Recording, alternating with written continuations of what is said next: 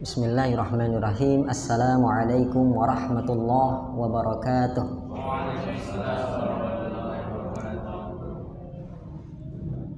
Alhamdulillahirabbil alamin wassalatu wassalamu ala asyrafil anbiya'i wal mursalin wa ala alihi wa sahbihi ajma'in wa man tabi'ahum bi ihsanin ila yaumiddin. Asyhadu an la ilaha illallah wahdahu la syarikalah la nidda lahu wa la mathila lah wa ashhadu anna Muhammadan abduhu wa rasuluh wa safihu min khalqihi wa khaliluh amma ba'd. Qala Allah ta'ala fi kitabihil karim yarfa'illahu alladhina amanu minkum walladhina utul ilma darajat. Hadirin dan hadirat jamaah Masjid Imam Syafi'i yang dirahmati Allah Subhanahu wa taala. Bagaimana kabarnya malam ini? Sehat? Alhamdulillah. Senantiasa kita memuji Allah Subhanahu wa taala dan tidak lupa kita bersyukur atas segala limpahan rahmat, nikmat dan taufiknya sehingga kita bisa berkumpul kembali dalam maidatil ilm, dalam majlis ilmu yang dengannya kita beribadah kepada Allah, mendekatkan diri kepada Allah dengan menuntut ilmu agama, yang dengannya kita membekali diri menjalani kehidupan dunia dan akhirat, yang dengannya kita membentengi diri dari syubhat maupun syahwat. Maka jangan sampai kita menjauhi majelis ilmu, karena hal tersebut berbahaya bagi seorang hamba. Sebagaimana Nabi SAW senantiasa memohon tambahan ilmu. Allah Subhanahu wa taala memerintahkan hal tersebut, wa qur rabbi zidni ilma. Wahai Muhammad, katakanlah, ya Allah, berikan aku tambahan ilmu. Maka mari kita meminta kepada Allah untuk diberikan tambahan ilmu, dan kita jangan sampai menjauhi majlis ilmu, karena ini adalah taman-taman surga. Sebagaimana sabda Nabi SAW, "Idza marartum bi riyadil jannah farta'u." Jikalau kalian melewati taman surga, maka mampirlah, duduklah. Para sahabat bertanya, "Ya Rasulullah, apa itu taman surga? Emangnya ada di dunia?" Kata Rasulullah SAW, "Riyadul jannah khilaqudz dzikr." Taman surga di dunia adalah halaqah-halaqah ilmu, majlis-majlis ilmu, yang mana ia juga jalan kita untuk mengantarkan kepada surga Allah Subhanahu wa taala. Sebagaimana sabda Nabi SAW, "Man salaka tariqan yaltamisu fihi ilman sahalallahu lahu bihi tariqan ilal jannah." Barang siapa yang menempuh sebuah perjalanan untuk mencari ilmu, maka Allah mudahkan baginya jalan menuju surga. Tentunya Bapak kesini meringankan langkah kakinya, mengayunkan tangannya, menggerakkan badannya, menguras bensinnya. Bagi yang mogok, dorong motornya. Kereta artinya motor juga, Pak. Tapi anak-anak Medan, ya kan? Mendorong motornya, semua itu insya Allah dihitung sebagai pahala dari Allah Subhanahu wa taala. Apalagi ditambah dengan pahala haji, dengan haji yang sempurna. Sebagaimana Nabi SAW bersabda, "Man ghada ilal masjid la yuridu illa an yata'allama khairan aw yu'allimah kana lahu ka ajri hajjatin wa umratin tammat hajjatuh." Barang siapa yang berangkat ke masjid kemudian niatnya untuk mempelajari sebuah ilmu atau mengajarkan ilmu, maka Allah berikan pahala haji. Mungkin di antara kita belum bisa berangkat haji, ternyata ada haji, ada pahala haji dalam berangkat untuk belajar agama. Dan pada malam ini kita akan mempelajari salah satu aspek ajaran agama kita yang mulia, yaitu tentang tazkiyatun nafs, membersihkan hati, mensucikan jiwa, melatih akhlak, menggembleng ya kepribadian kita, mendidik budi pekerti kita. Karena di antara kerusakan seorang hamba, jauhnya dari Allah, malas beribadah, mudah bermaksiat, dikarenakan hatinya yang rusak. Kalau hati rusak, maka rusaklah semuanya. Sebagaimana Nabi SAW bersabda, ala inna fil jasadi mudghah, idza saluhat saluhal jasadu kulluh, wa idza fasadat fasadal jasadu kulluh, ala wa huwal qalbu. Ingatlah, di dalam badan kita ada seonggok daging. Jikalau daging itu baik, maka seluruh anggota badan baik. Apa itu? Yaitu hati kita. Makanya para ulama mengibaratkan hati dengan raja. Jadi hati adalah raja, sedangkan anggota tubuh yang lain sebagai tentaranya, pasukannya, rakyatnya. Kalau rajanya baik, ya insya Allah rakyatnya, tentaranya pun baik. Maka kita didik hati kita agar sesuai dengan tuntunan syariat Islam, dan kita akan mengkaji itu. Dan tema yang akan kita angkat pada malam ini adalah jurus menaklukkan syahwat apa Pak? Perut apa bawah perut? Perut dan bawah perut. Iya. Kita bahas perut dulu ya, nanti bawah perut ya kan. Jurus menaklukkan syahwat perut. Nah, muallif rahimahullahu taala menyebutkan dalam kitabnya Mukhtasar Minhajul Qasidin, Kitabu Kasyri Syahwatain, kitab yang menjelaskan cara untuk menaklukkan dua syahwat. Apa dua syahwat di sini? Syahwatil batni wa syahwatil farji. Yang pertama syahwat perut, yang kedua syahwat di bawah perut, yaitu syahwat kemaluan. Akan tetapi dalam kesempatan ini kita akan mengkaji dahulu syahwat yang pertama, yaitu syahwat perut. Nah, perlu kita ilmui dulu apa itu syahwat dan apa perbedaannya dengan nafsu. Ada yang tahu Pak? Nah, apa bedanya nafsu sama syahwat? Ada yang tahu Bapak? Oh, beda kalimatnya Ustadz. Kalau syahwat diawali S, kalau nafsu diawali N. Betul Pak ya. Cuma bukan itu yang kita minta ya. Terus apa? Syahwat itu Bapak, dorongan dalam jiwa yang berkaitan dengan urusan apa? Dunia. Itu syahwat. Kalau hawa nafsu itu dorongan dalam jiwa yang berkaitan dengan urusan akhirat. Bisa dibedakan Pak? Jadi kalau syahwat akhirat apa? Dunia. Nah, syahwat akhirat pada dunia. Ya kan ikhtilafal ulama ini. Ibu-ibu mengatakan akhirat, bapak-bapak mengatakan dunia. Ya, kurang kopinya mungkin. Kopinya kurang kental atau gimana?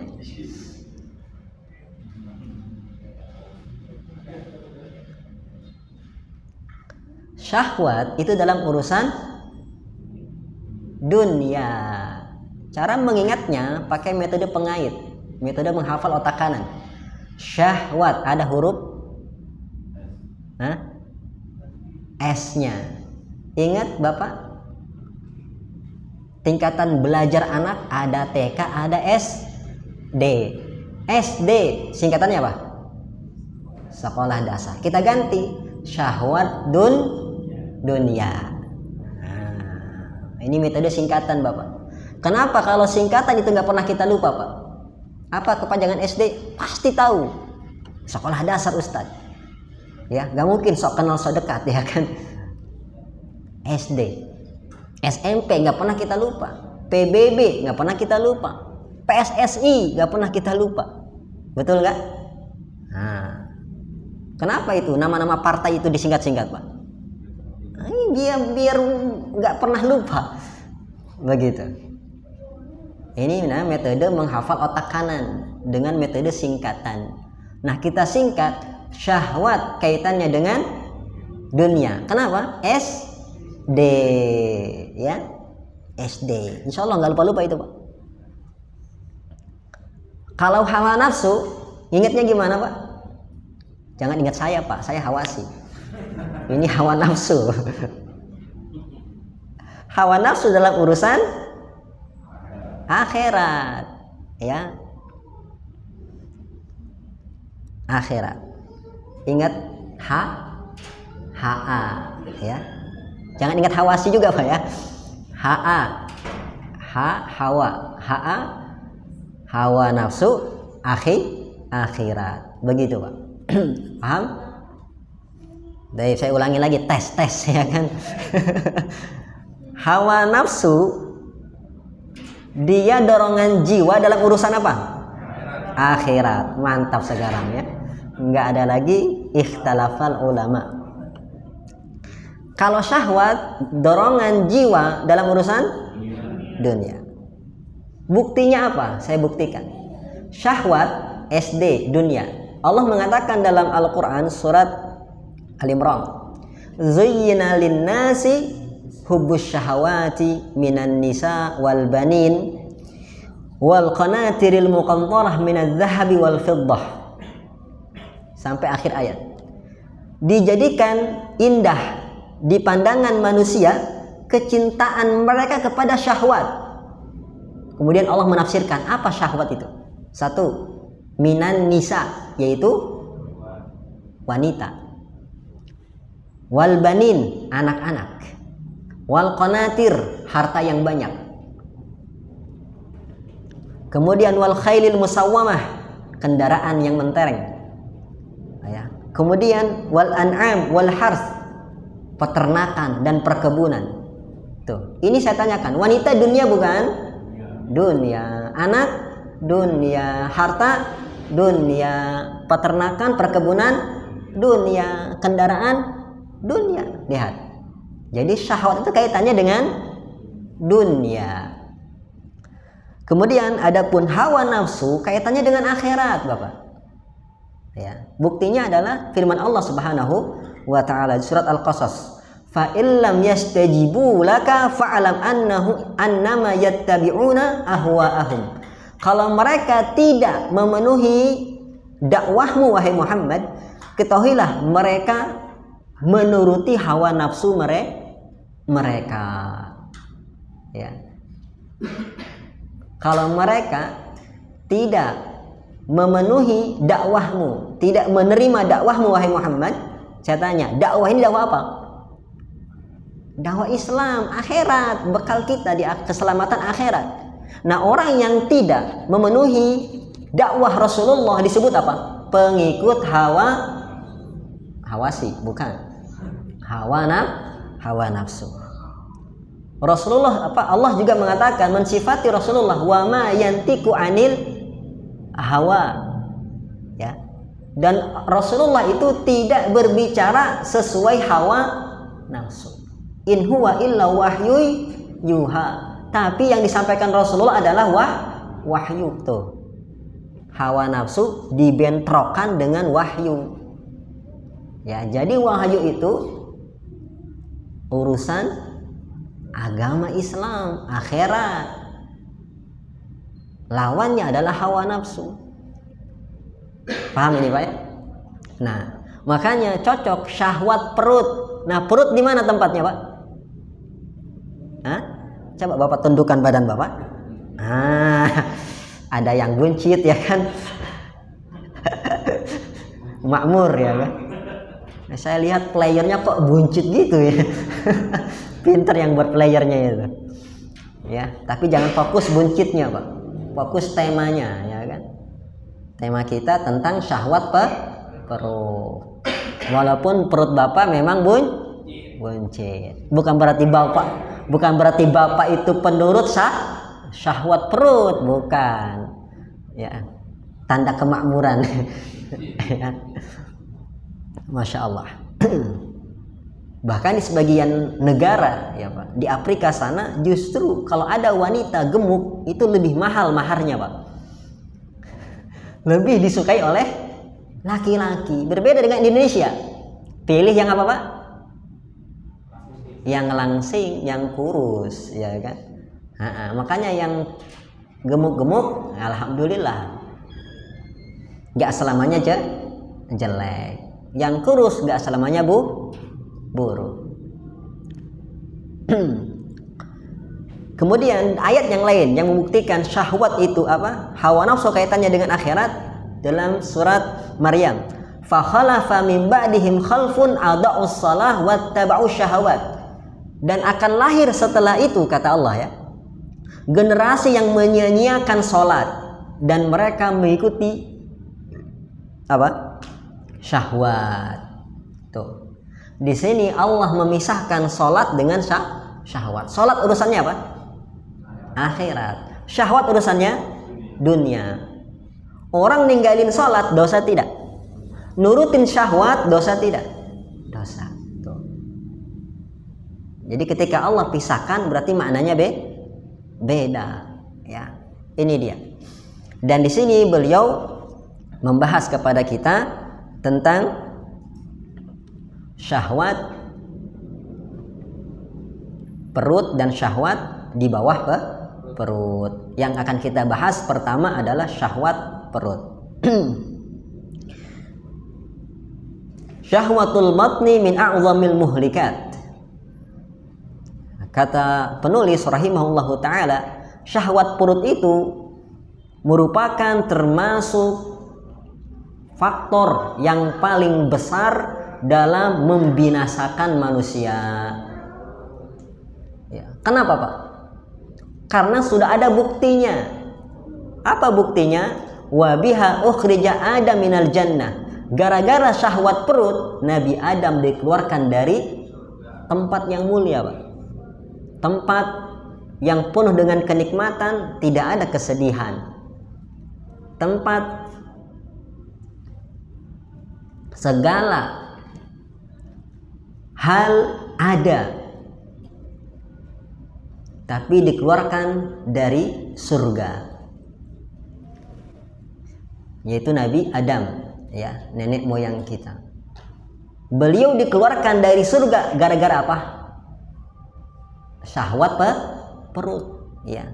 Karena Nabi Adam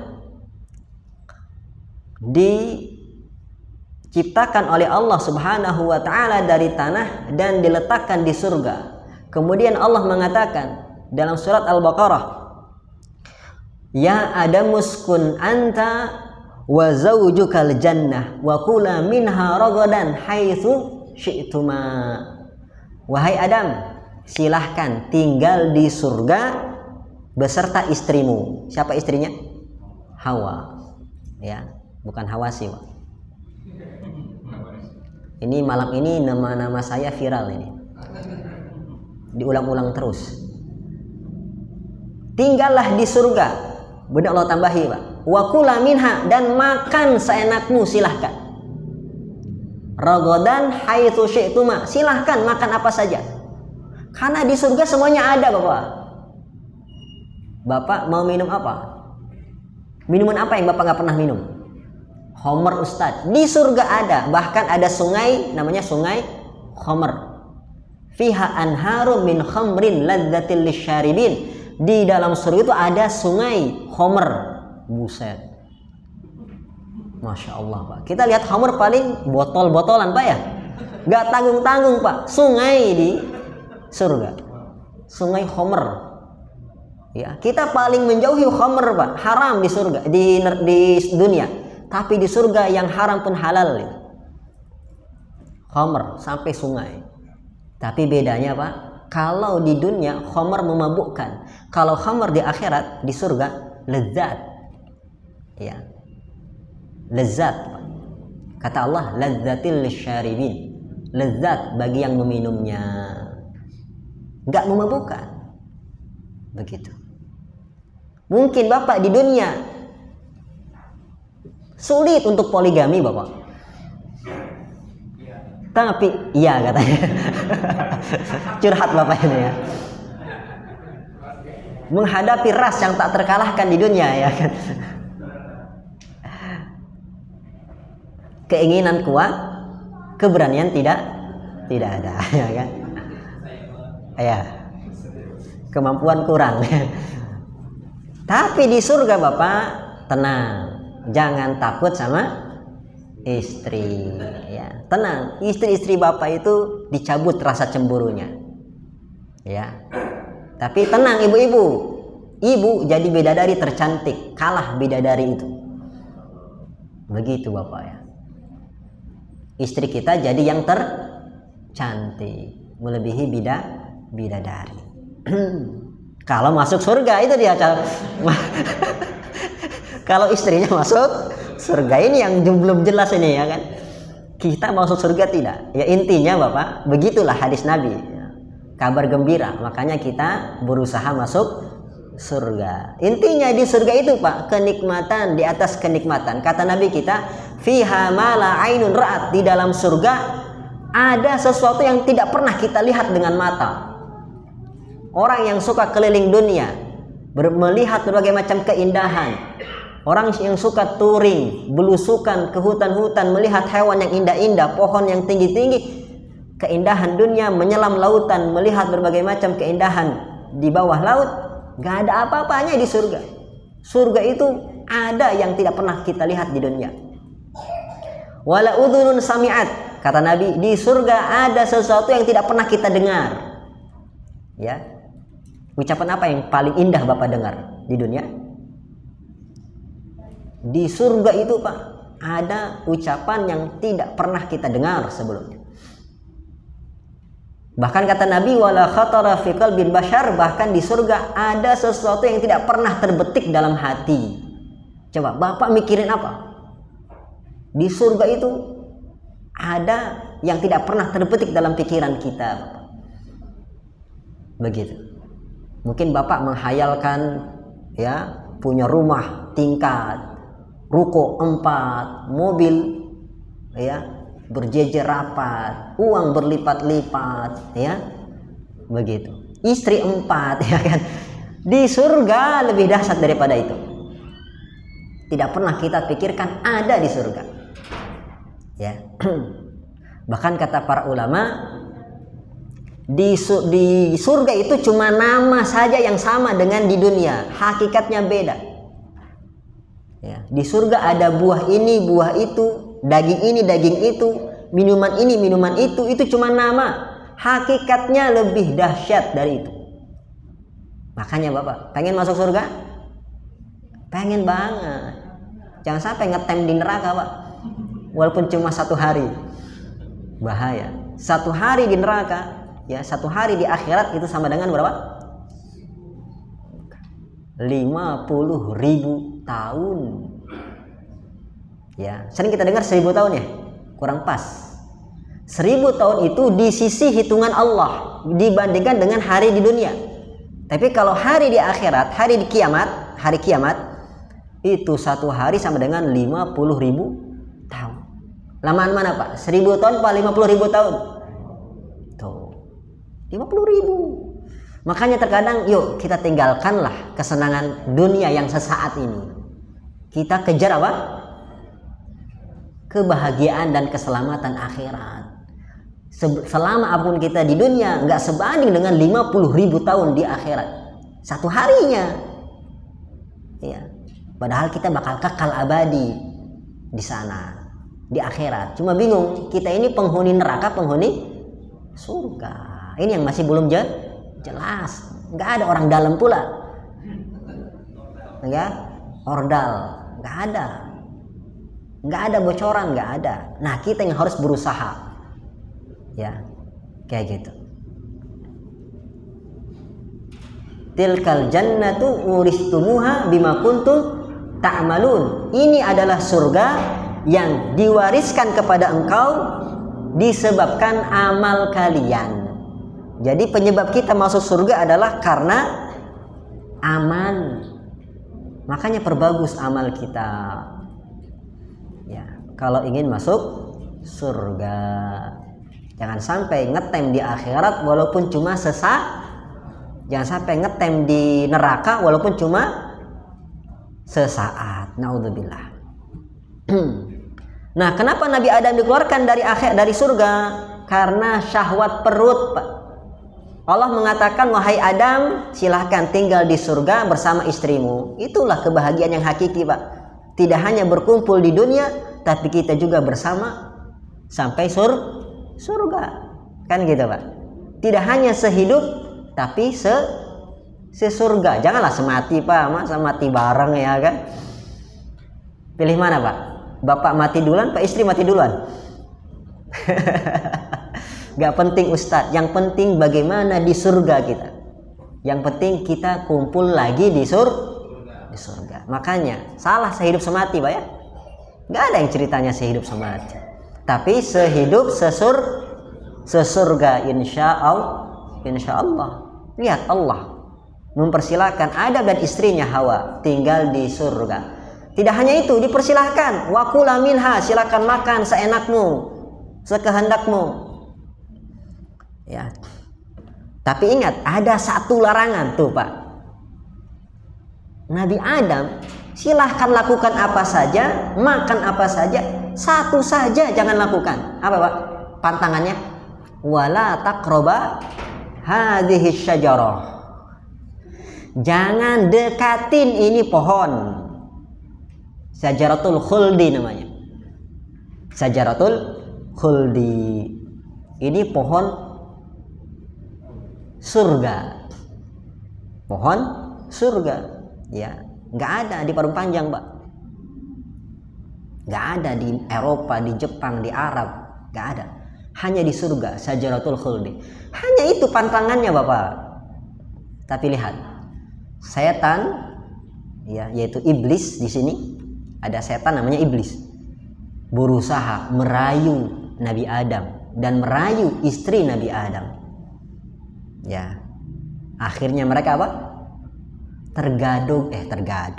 Tergoda. Akhirnya mereka mendekati pohon tersebut. Apa akibatnya, Pak? Tadi syahwat perut, karena pengen makan itu pohon khuldi. Akhirnya apa? Turunlah Nabi Adam dari surga yang penuh kenikmatan ke negeri dunia yang penuh dengan ujian dan penderitaan. Dipisahkan. Di surga berkumpul, diturunkan ke dunia, pisah, Pak. Ya, pisah. Nggak satu tempat, nggak satu lokasi Nabi Adam sama Hawa. Beda. Begitu. Itulah dia. Maksiat itu bikin apa, Pak? Bikin kesengsaraan, bikin penderitaan, bikin terjatuh kepada kehinaan. Emang apa hikmahnya, Ustadz? Kenapa yang dilarang cuma itu, Ustadz? Kata para ulama tafsir, itu sebagai bentuk ujian. Hikmahnya wallahu a'lam. Ada apa dengan pohon itu? Wallahu a'lam. Ya, itu kehendak Allah. Enggak selamanya kita tahu segala hal. Allah enggak ngasih tahu. Ini perkara gaib. Yang terpenting Allah mengharamkan jangan dekati pohon ini. Ya. Kalau engkau mendekati, maka engkau akan dikeluarkan dari surga. Masya Allah. Jadi gara-gara apa, Pak? Menuruti syahwat perut. Wa min syahwatil batni tahdusu syahwatul farji. Dan gara-gara syahwat perut timbullah syahwat kemaluan. Jadi ada syahwat perut, ada syahwat di bawah perut. Ternyata syahwat yang di bawah perut erat kaitannya dengan syahwat perut. Syahwat yang di bawah perut alias kemaluan, dorongannya dari mana? Syahwat perut, Pak. Kok bisa Ustadz? Ya, karena dengan kita makan, syahwat naik. Apalagi kalau makannya daging kambing, Masya Allah, ya kan? Ya, nambah geber, ya kan Pak ya? Begitu. Memang makanan itu bikin apa Pak? Syahwat naik. Dalilnya adalah sabda Nabi Shallallahu Alaihi Wasallam. Ya ma'syarus syabab, man istata'a minkumul ba'ah falyatazawwaj. Wahai sekalian pemuda, barang siapa yang sudah punya modal nikah, biaya nikah, maka nikahlah. Jangan ditunda-tunda. Yang belum punya modal nikah gimana? Cari modal nikah. Sambil mencari modal nikah, mengumpulkan pundi-pundi biaya nikah untuk meredam syahwat, kata Nabi, apa? Alaikum bisyam, puasa. Fa innahu lahu wija, karena puasa itu benteng untuk syahwat. Tuh. Artinya jikalau kita tidak puasa, berarti makan. Kalau makan naik syahwat kita, Pak. Ustadz boro-boro puasa, ya kemarin Ramadan saja tepar Ustadz. Ya, maka kalau tidak mampu puasa, untuk meredam syahwat, perbanyak aktivitas. Cari kesibukan. Jangan jadi kaum lamunan dan rebahan, ya kan? Jangan rebahan, jangan melamun. Aktivitas, cari kesibukan. Ya, ada musola kotor, bersihkan. Ya. Ada jalan yang gak usah lihat orang lah, ya kan?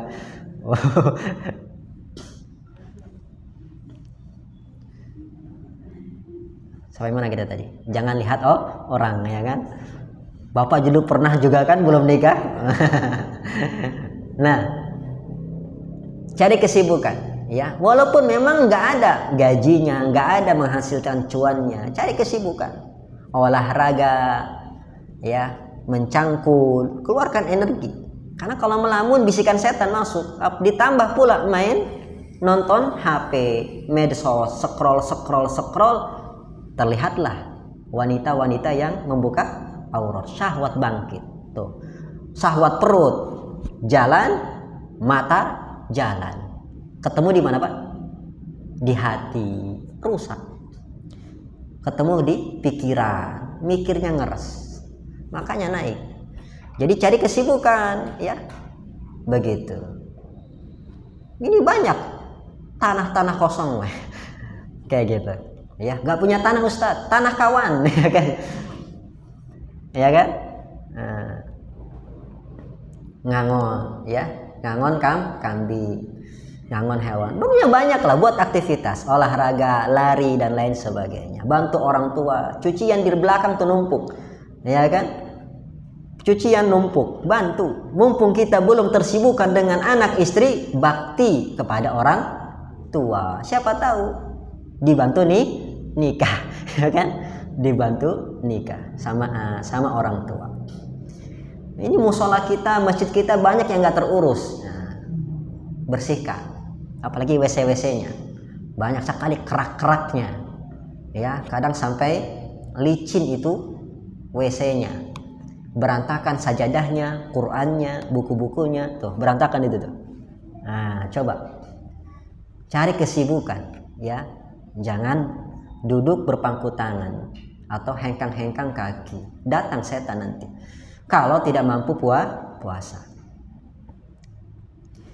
Begitu, Pak ya. Yang ketiga, Pak ya. Waraghbah fil mal. Kalau kita tidak menjaga syahwat perut, yang timbul nanti ada keinginan kepada harta, Pak. Ya, kepada harta. Bayangkan Bapak, saya tanya, kriminal yang berkaitan dengan harta itu masalah di mana? Perutnya, gak merasa puas, lapar terus, timbullah pencurian. penjambretan, ya, pembegalan, korupsi, semuanya gara-gara syahwat perut.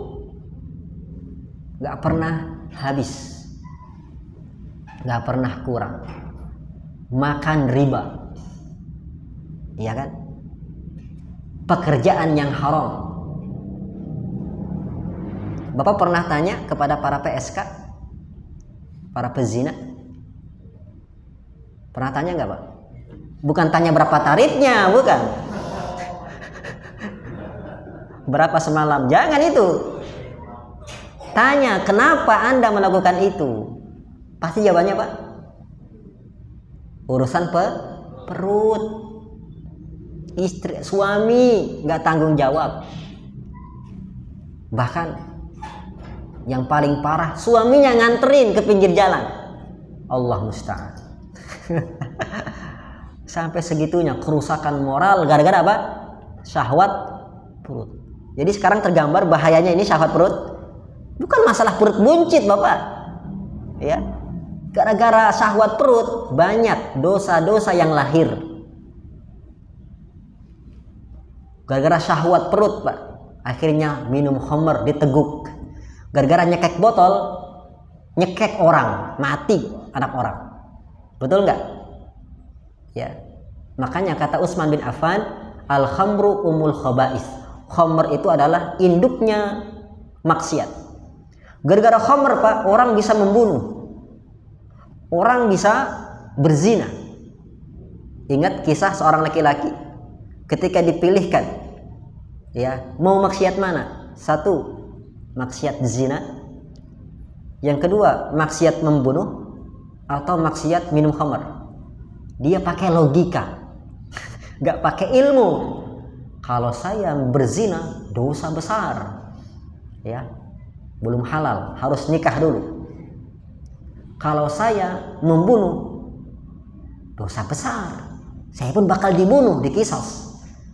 Kayaknya ya kan, kayaknya yang paling ringan adalah dosa minum khamr. Ya, cuma kita saja yang minum, cuma masukin cairan ke tubuh. Bayangkan, betul nggak logikanya, Pak?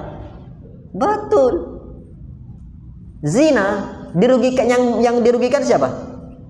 Kita dan orang lain.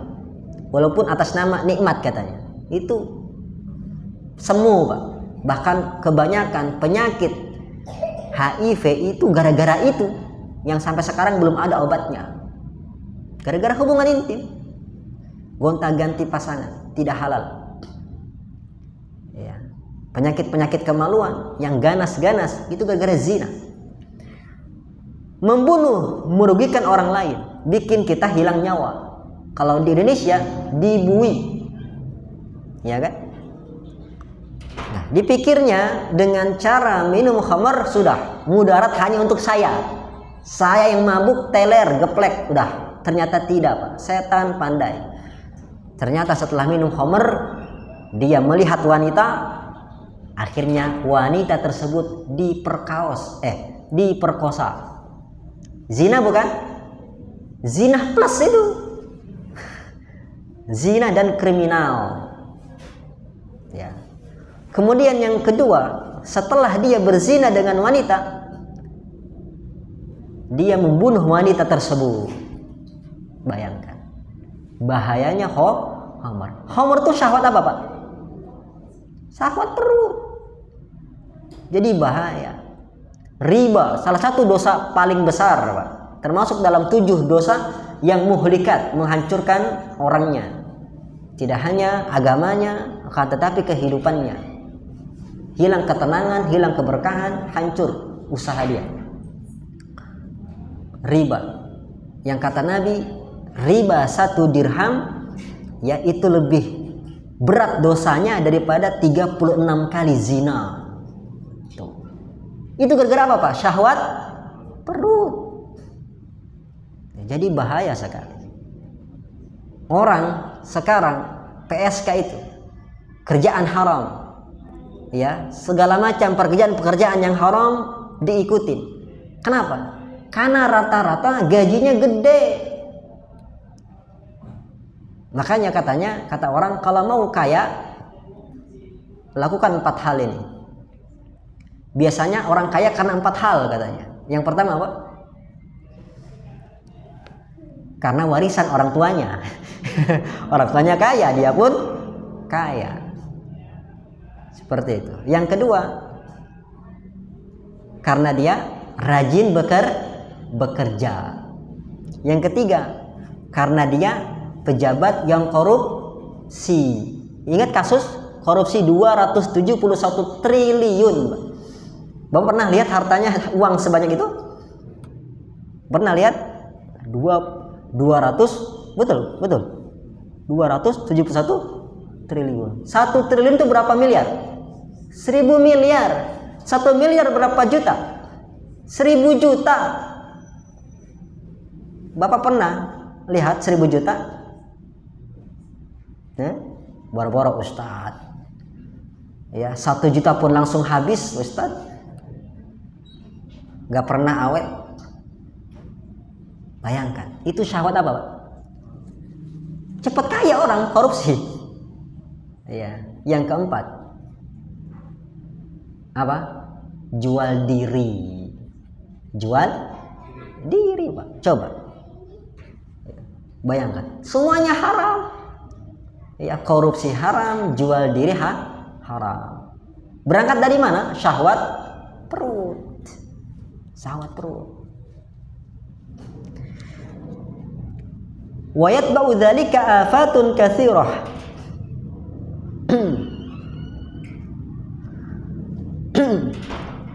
Dan itu kemudian diikuti oleh banyak penyakit dan kerusakan. Lihat tadi, ya, gara-gara syahwat perut akhirnya muncul maksiat yang lain yang bercabang-cabang itu, Pak. Akhirnya muncul kerusakan. Lihat, gara-gara perzinahan itu kan syahwat perut, muncullah penyakit kemaluan. Yang paling parah HIV, AIDS, yang sampai sekarang tidak ada obatnya. Mendingan nikah halalan thayyiban. Nah gitu. Ya, banyak ruginya, banyak mudaratnya. Riba, lihat. Apakah berkah hartanya? Tidak. Orang yang riba, Allah ajak dia perang. Siapa yang menang dengan lawan Allah? Gak ada yang menang lawan Allah. Kalau kita berperang sama Allah, kita bakal hancur, kalah, Pak, sebelum berperang. Ya, hati-hati.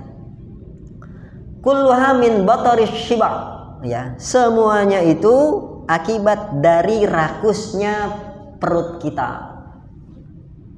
Ya, makanya banyak sekali celaan, Pak, syahwat perut ini. Ya, banyak kali celaan syahwat perut ini dari hadis-hadis Nabi Shallallahu Alaihi Wasallam. Bahkan dari Al-Quran Allah mengatakan, kulu washrabu wala tusrifu. Silahkan makan, silahkan minum, tapi jangan israf. Apa israf? Berlebih-lebihan. Kalau sudah berlebihan, Pak, masuknya ke syahwat perut. Ya, syahwat perut. Berarti apa? Ternyata perintah atau larangan Allah pasti ada hikmahnya, pasti baik, Pak. Padahal Allah nggak menjelaskan loh. Wala tusrifu. Kita nggak pernah Bapak bertanya, ya Allah, kenapa dilarang israf? Kenapa dilarang berlebihan? Kan ini makan enak, mukbang, ya kan? Kan saya punya banyak uang, kenapa dibatasi nggak boleh makan seenak saya? Tuh. Ternyata larangan Allah pasti ada mudarat, perintah Allah pasti ada manfaat. Kita tahu ataupun kita tidak tahu. Tugas kita apa, Pak? Sami'na wa ata'na. Ya. Kalau kita tahu hikmahnya, alhamdulillah, lebih kita termotivasi untuk beramal. Kalau tidak tahu, prinsip kita sami'na wa ata'na. Kami dengar ya Allah, kami taat ya Allah. Kami yakin ya Allah, pasti perintahmu mendatangkan manfaat dan laranganmu mendatangkan mudarat. Begitu, Pak. Ya, wala tusrifu. Begitu juga dalam hadis Rasulullah SAW mengatakan al-mu'min ya'kulu fi mi'iyyin wahidin. Orang mukmin itu makan dari satu perut. Wal kafir yakul fi sab'ati am'a. Adapun orang kafir makan di 7 perut. Ya. Ini maksudnya apa? Kita sama orang kafir kan sama, Pak. Sama-sama punya satu perut. Ini kiasan, Bapak. Maksudnya orang yang beriman itu makannya sedikit. Orang kafir makannya banyak. Kalau kita makan banyak berarti kita menyerupai orang kafir. Yang kata Allah, ulaika kal an'am wa hum adall. Orang kafir itu seperti hewan ternak. Hewan ternak, apakah dia pernah berpikir, Pak, tentang akhirat? Tidak. Kerjaannya hanya makan, minum, buang air. Itu hewan. Ya. Oh ya, tidur juga, Pak. Nah, orang Islam tidak, Bapak. Orang Islam tidak. Makanya kalau ada orang Islam kerjanya hanya makan, tidur, apa ubahnya dengan ya? Kalau hidup sekedar makan, maka hewan ternak pun makan. Kalau hidup sekedar hidup, maka hewan pun hidup. Maka apa bedanya kita dengan hewan? Apa, Pak? Wa ma khalaqtul jinna wal insa illa liya'budun. Pembeda kita dengan hewan adalah ibadah. Ibadah, Pak.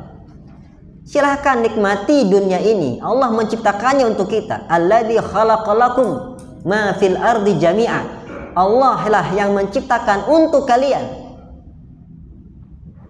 bumi ini semuanya. Tuh, halal, Pak.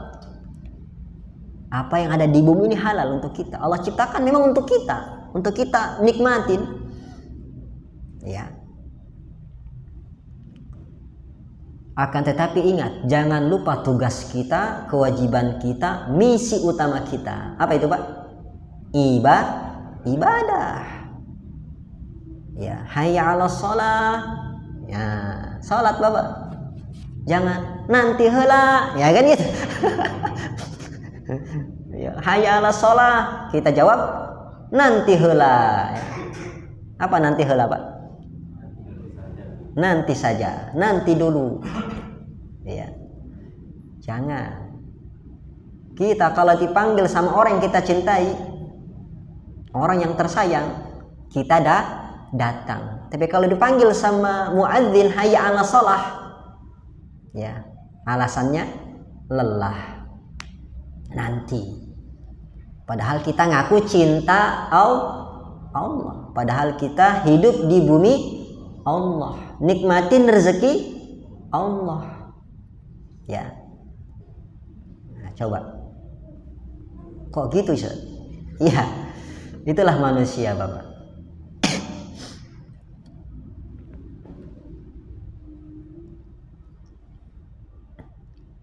Nah, orang beriman itu, Pak, makannya tidak berlebih-lebihan, cukup satu perut saja.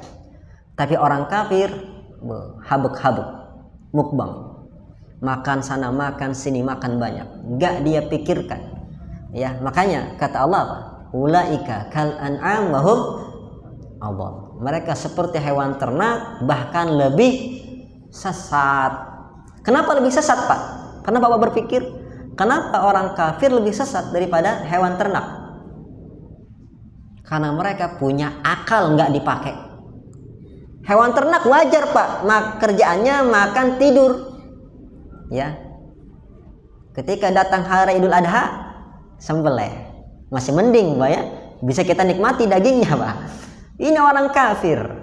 Ya, lebih sesat daripada hewan ternak. Kenapa, Pak? Punya otak, punya akal, nggak dipakai. Makanya Allah itu menyindir mereka, sering mengatakan apa? Ya ayuhan nas, wahai manusia. Ya. Sesungguhnya kami menciptakan apa? Bumi, langit, semua yang ada di bumi ini. Kenapa kamu gak mau menyembah Allah? Tuh. Seringkali Allah mengaitkan ajakan tauhid itu dengan apa? Nikmat penciptaan Allah terhadap alam ini. Bahkan orang kafir kalau ditanya tentang siapa yang menciptakan bumi dan langit ini, wala in sa'altahum man khalaqas samawati wal ard. Wahai Muhammad, kalau engkau tanya kepada mereka siapa yang menciptakan langit dan bumi, mereka bilang apa? Allah, Pak. Mereka tahu. Tapi lihat, otaknya nggak dipakai. Itu dia, Bapak. Ya. Makanya alhamdulillah atas nikmat hidayah ini, nikmat iman ini. Makanya sempurnakanlah iman kita dengan ini, Pak. Jauhi syahwat perut. Karena kita dituntut menyelisihi orang kafir, Pak. Ya. Apa kata Rasulullah? Man tasyabbaha biqaumin fahuwa minhum. Barang siapa yang menyerupai suatu kaum, maka dia seperti kaum, maka dia bagian dari kaum tersebut. Kita disuruh menyelisihi, bukan malah menyerupai. Bahkan dalam makan kita jangan tiru, Pak. Ya, makanlah secukupnya. Makanya anak kita, Pak, jangan dididik, nak makan banyak, habiskan. Salah, Bapak. Ajarkan mereka, nak makan yang cukup. Ya. Sepertiga untuk makananmu, sepertiga untuk minummu, sepertiga untuk nafasmu. Jangan, nak makan banyak. Ya. Jangan. Ajarkan mereka untuk apa? Makan sedikit, ya. Bahkan para sahabat dulu, Pak, ngajarin anaknya puasa padahal masih kecil. Ya. Kreatifnya para sahabat ngajarin anaknya puasa, kalau anaknya nangis, mereka kasih mainan. Dibuat mainan supaya lupa lapar. Begitu. Ya.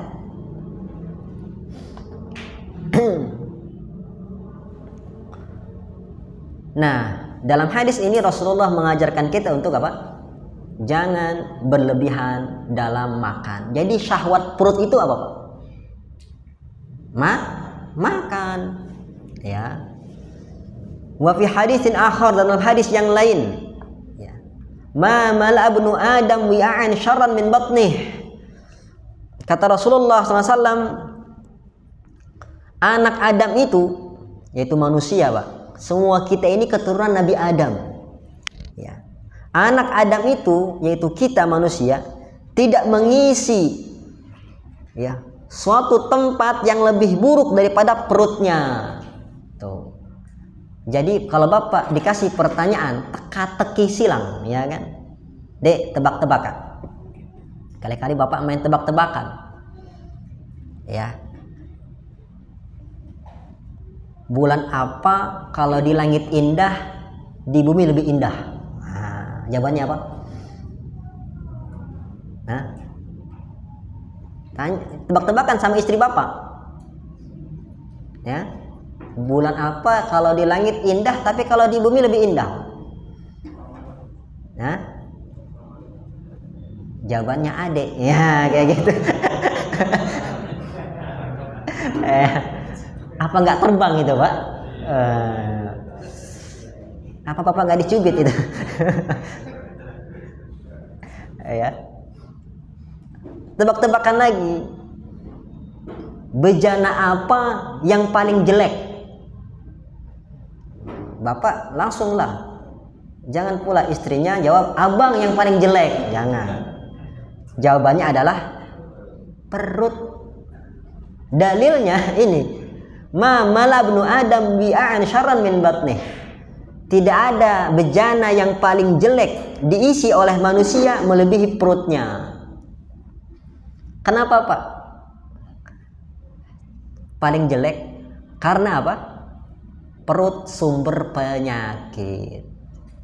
Dari perut yang tidak dijaga dengan baik, timbullah berbagai macam penyakit. Bahkan penyakit-penyakit parah timbul dari masalah perut. Ya. Makanya para dokter dari zaman dulu sampai sekarang mengatakan apa? Al-Maidah wi'a'udda. Lambung itu, perut itu sumber penyakit, tempatnya penyakit. Paham Pak? Coba penyakit apa saja yang timbul dari masalah perut? Mah, ya bukan mamah. Mah. Kemudian asam lambung. Apa lagi? Diabetes. Apa lagi? Kolesterol. Allah musta'an. Ya. Inilah kenapa nikmat kesehatan itu lebih baik daripada nikmat kekayaan. Betul? Bapak pilih mana? Bapak diberikan nikmat sehat atau diberikan nikmat kaya? Mau yang mana Pak? Nah, nikmat sehat sambil kaya. Ya, normalnya gitu. Kita pengen semua nikmat ada pada diri kita. Ya, tapi kalau diharuskan memilih Bapak, pilihlah nikmat sehat. Ya. Itu tidak ada yang bisa menandingi. Kenapa? Karena Rasulullah mengatakan ni'matani magbudun fihi makathirun minan nas. Dua nikmat yang agung yang banyak manusia lalai. Pertama nikmatul faragh, yang kedua nikmatus sihah. Nikmat waktu luang dan nikmat kesehatan. Coba orang yang kaya sibuknya minta ampun, gak ada waktu buat ibadah. Buat apa kekayaan kalau bikin sibuk dari ibadah?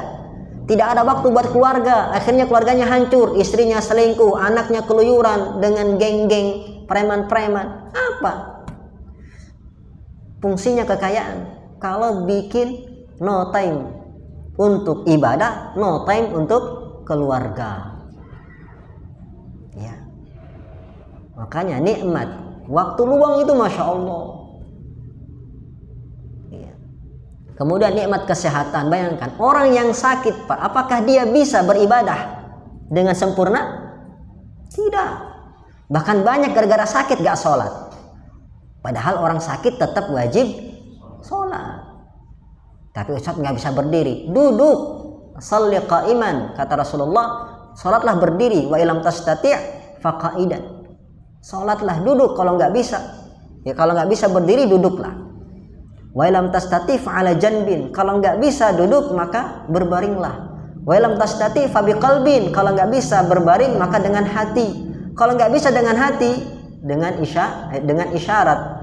Ya kalau enggak bisa dengan isyarat, dengan hati. Kalau enggak bisa dengan isyarat, dengan hati, enggak bisa disolatkan Pak. Udah lewat itu. Enggak bisa dengan hati juga. Itu tuh sholat, ibadah yang unik. Apapun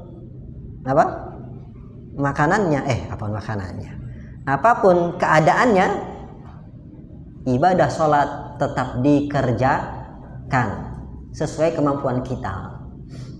Tapi lihat kenyataan Pak, orang yang sakit ibadah sholat tersia-siakan. Ya, nggak bisa dia jamaah, nggak bisa dia puasa, nggak bisa dia berbuat baik, menolong orang, yang ada malah ditolong sama orang. Ya.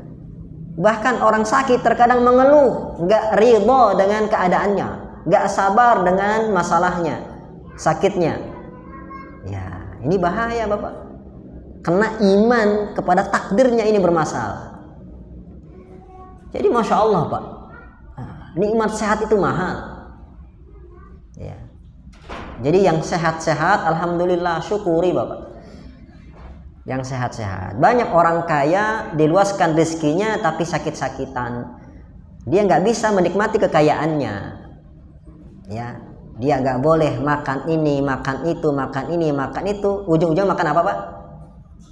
Apa yang dimakan orang miskin? Ya, nasi nggak boleh. Kita Masya Allah mau berapa centong? Ya, begitu. Manis-manisan nggak boleh. Kita walaupun nggak manis, minum yang manis-manis. Begitu Pak, nikmat sehat itu Masya Allah sangat berharga. Nah, kuncinya agar nikmat sehat bisa kita jaga, perut kita perhatikan. Ya. Makanya banyak ya ilmuwan barat, ahli-ahli kesehatan merekomendasikan apa? Perbanyaklah puasa. Bahkan ada statement, sarapan terbaik adalah tidak sarapan. Ya kan? Bapak ikut madhab mana Bapak? Hah? Sarapan terbaik adalah nasi uduk apa nasi kuning? Atau bubur ayam? Ya? Atau nasi kepal? Atau Bapak nggak sarapan? Begitu Pak. Ya, karena memang lambung kita ini ada masa kerjanya Bapak. Ada masa kerja. Kalau jam 11 sampai jam 1 itu masa kerja liver. Istirahat, maka Bapak istirahat total. Ya, anak-anak jangan dibiasakan begadang. Istri jangan dibiasakan begadang. Suami coba rayu, jangan begadang. Pakai jurus pamungkas wahai para istri. Biar suami tidur. Ya, bikin dia capek, ya kan? Pahamlah insyaallah ya. Tidur sebelum jam 10.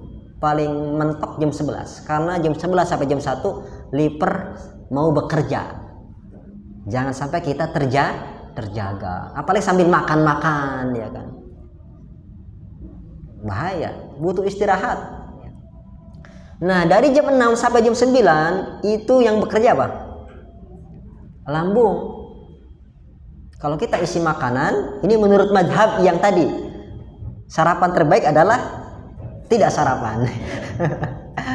Karena jam 6 sampai jam 9 itu yang kerja lambung. Dia sedang metabolisme. Sedang bekerja. Nah, kalau kita isi makan, ya kapan dia kerjanya? Nah, ya. Disibukkan dengan makanan yang masuk. Begitu. Nah, makanya sahur itu jam berapa, Pak? Jam 4, makanya telat, Bapak. Setengah 4 lah ya Pak ya, setengah 4 lah ya, seperti itu waktu bagus. Apa sarapan bahasa Inggrisnya? Breakfast. Apa breakfast tuh artinya Pak? Sarapan? Enggak, kita preteli breakfast. Break artinya apa? Apa fast itu apa fast?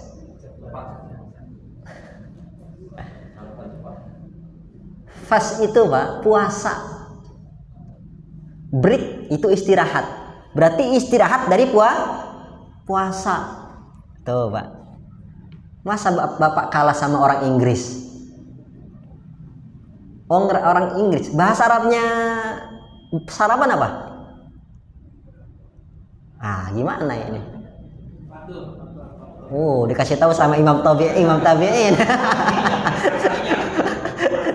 Ya, bahasanya fatur apa fatur? Buka puasa. Breakfast buka puasa. Fatur buka puasa. Berarti sebenarnya Pak, ini dalil kuat ya kan? Sarapan terbaik adalah tidak sarapan. Berarti sarapan itu Pak apa? Buka puasa. Buka puasa. Jadi jangan sarapan dulu, nanti jam 9 baru sarapan, baru buka puasa. Kita puasakan dulu lambung sesaat ya, karena dia sedang bekerja. Gimana Pak? Bapak berubah madhab sekarang atau masih dengan kebiasaan lama? Ya, kita kalau sarapan berarti buka puasa. Kenapa? Karena lambung kita sedang istirahat tuh, dari malam sampai pagi jam 9. Makanya Masya Allah Pak, saya sarapan itu jam 10. Jam 10, Alhamdulillah gak ada masalah perut. Walaupun Bapak agak ragu, mungkin ini kecil kayaknya ladang penyakit ya. Begitu. Alhamdulillah jam 10 sarapan. Dan itu dibiasakan sejak saya pesantren di Jawa Timur. Di sana itu pesantren Jawa Timur makannya cuma 2 kali Pak dalam sehari. Ini mungkin efeknya Pak ya, kecil ya kan. Iya, jadi saya belajar dulu. Nah, waktu istirahat saya keluar ke kantin, makan, sarapan, makan berat, makan nasi, begitu. Ya, baru makan yang berikutnya sore Pak. Iya, itu dibiasakan Bapak. Bapak kalau di rumah makan apa namanya? Makan sore, makan malam, apa makan tengah malam? Yang bagus makan sore. Ya, maksimal makan itu jam 7. Jangan lewat dari itu, bahaya. Ya, dengan lambung. Terkadang kita Masya Allah bahwa malam itu kayak balas dendam. Betul nggak Pak? Betul, dia puasa tapi malamnya Masya Allah jamak takhir semua. Nggak main kosor lagi Pak. Jamak takhir. Salah juga Bapak. Begitu. Jadi makan sore alhamdulillah dengan pola seperti itu Masya Allah sehat-sehat santrinya. Sehat-sehat santrinya. Begitu.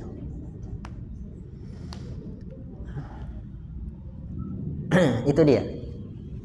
Ma malabnu Adam wi'an syarran min batnih. Ya. Jadi sangat buruk Bapak. Kalau kita tidak memperhatikan perut ini, ya tidak mengkontrol perut ini, kita tidak membiasakan puasa, kita tidak menyedikitkan makanan, bahaya perut kita. Banyak masalah kesehatan nanti lahir. Ya, penyakit-penyakit muncul. Ya mungkin sekarang belum nampak, nanti Pak. Orang yang selalu menunda makan padahal butuh makan, lihat. Ya, mungkin sekarang nggak rasa, nanti setelah setahun 2 tahun kena mah. Padahal dia bapak-bapak, ya nggak ada penyakit pah, nggak ada, mah semua naik asam lambung. Banyak kawan saya kena asam lambung meninggal Bapak.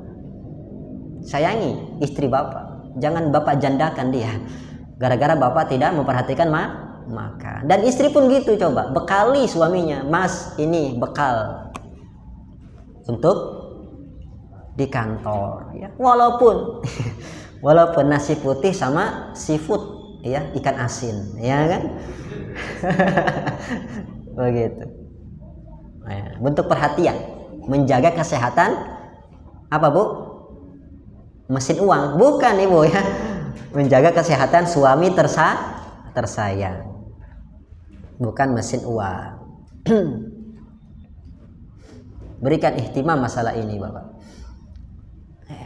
Sampai-sampai para kedokteran itu menerapkan terapi puasa.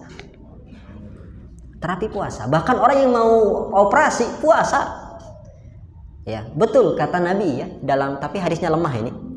Sumu tasihu, berpuasalah niscaya kamu sehat. Ternyata walaupun sanadnya lemah, maknanya benar.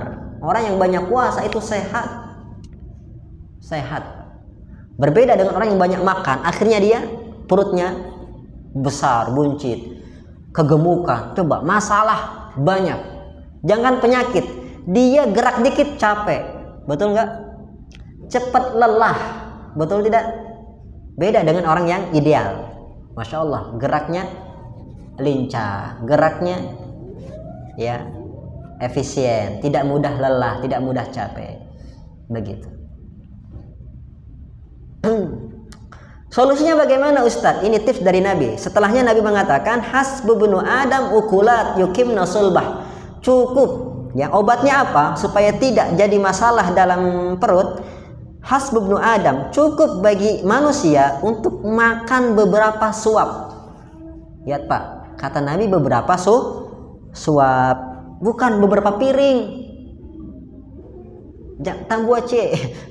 Tambua C. Pak tambah nasinya lagi, Pak tambah nasinya lagi. Tidak. Begitu. Ya. Yukimna sulbah. Cukup suapan-suapan, beberapa suapan yang bisa menegakkan tulang punggungnya, Pak. Begitu. Tulang punggung dia. Artinya apa? Yang bisa memiliki kekuatan. Itu Pak. Kalau makan sedikit saja. jangan berlebihan, ya. Begitu. Fa in kana la mahalah, walaupun nggak bisa, Ustadz, saya mah nggak bisa makan cuma sesuap, 2 suap, 3 suap. Lapar masih Ustadz. Kalau nggak bisa seperti itu kata Nabi, maka fathulusun li ta'ami, maka sepertiga sajalah. Perut itu bagi 3, Pak. Sepertiga buat makan kata Nabi, buat makanan, sepertiga untuk minuman, dan yang ketiga sepertiga untuk nafas.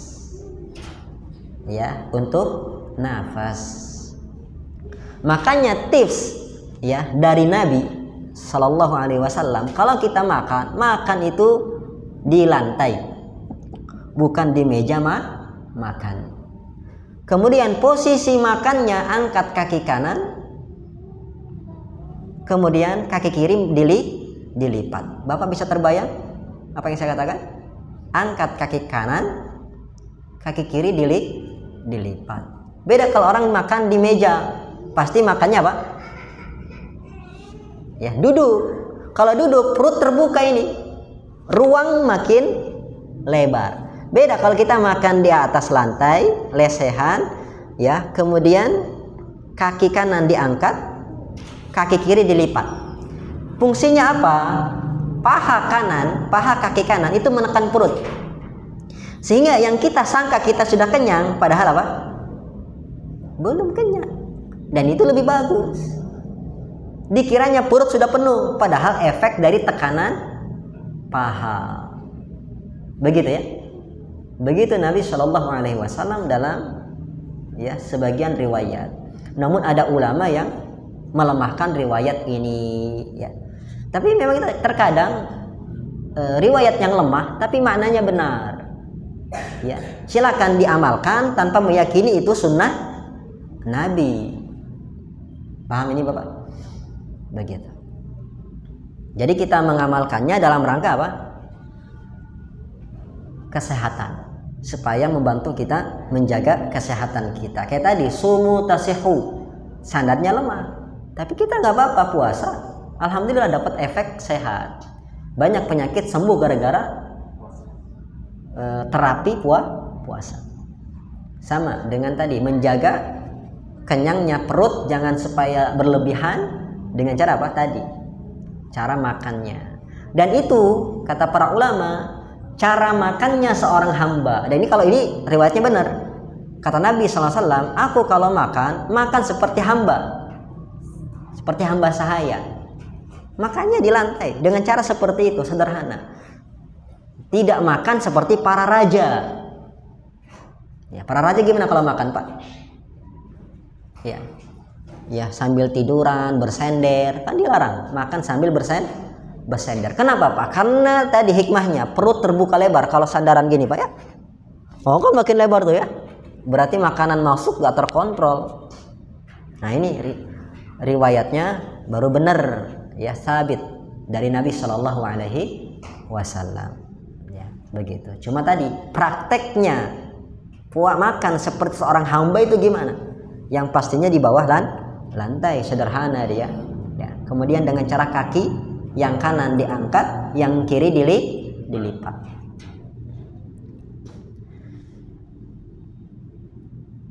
Adapun makan pakai tangan maupun pakai sendok itu nggak masalah. Ya, kalau pakai tangan lebih bagus. Ya, lebih bagus. Karena menurut penelitian, ya di tangan itu ada bakteri-bakteri yang bisa lebih mempercepat pencernaan. Dan kalau makan Bapak jangan hop satu kali kunyah langsung blok. Bapak bukan ular. Ular mah sekali telan Bapak, nggak ada kunyah-kunyah, telan. Ya, tidur dia 1 minggu nggak perlu cari makan. Karena di dalam perutnya punya enzim yang kuat untuk melunakkan mangsanya. Nah, Bapak emangnya ular? Ya. Dikunyah Bapak. Itu membantu lambung kita bekerja. Lambung kita itu capek mengolah makanan, ya. Dan secara kedokteran itu air liur, kalau kita banyak mengunyah itu apa? air liur makin banyak terproduksi sehingga makanan lebih mudah untuk dicerna oleh lambung. Makanya ada 2 tahapan, Pak. Pencernaan mulut yaitu dengan mengunyah dari yang besar menjadi halus, nah masuk ke tenggorokan, lambung, dikunyah. Nah, masalah mie misalkan, itu kenapa mie sulit sekali dicerna dalam lambung? Karena orang makan mie bagaimana? Langsung blebek, ya kan? Sulit dicerna karena sekali makan langsung telan, dikunyah dulu, Pak. Seberapa banyak? Ya, kata para pakar 20 kali. Ya, atau 30 kali. Lama amat, Ustaz. Ya. Kita yang nggak sabar, Pak. Demi kebaikan, apa salahnya? Kayak anak kita, Bapak. Terkadang ini kan sekarang lagi libur, Pak, ya. Coba anak Bapak libatkan dalam daurah liburan di rumah Bapak. Adakan daurah anak. Ikutkan anak pertama sampai anak ke-12. Apa isi daurahnya? Bersih-bersih rumah, ya kan? Ngepel-ngepel, nyapu-nyapu, ya kan? Halaman belakang diurus. Ajak anak, nak, ayo. Ya, nak, ayo cuci piring, nak, ayo nyapu, nak, ayo ngepel, nak, ayo urus taman belakang, taman depan, taman kiri. No, ayo kita bersihkan rumah. Itu daurahnya, Bapak. Mumpung libur. Ya. Masalah orang tua nggak sabar, Ustadz. Kalau kita libatkan anak, lelet, berjam-jam jadi bersihnya rumah. Nah ini nggak sabaran, ibu. Iya. Bahkan terkadang keluar cuitan 2C, Pak. Pertama, cuitan lambat amat sih katanya. Yang cepat, nah, itu cuitan. Celaan. Cuitan tuh celaan. Yang kedua, cubitan. Dicubit. Gimana sih disuruh bersih-bersih malah ngacak-ngacak. Jangan, Ibu. Mereka sedang berproses. Anak kecil memang lambat, tapi lihat, kalau kita sabar, dahsyat. Begitu anak kecil, Bu. Jangan mengharap lebih dari anak kecil. Mereka sedang berproses.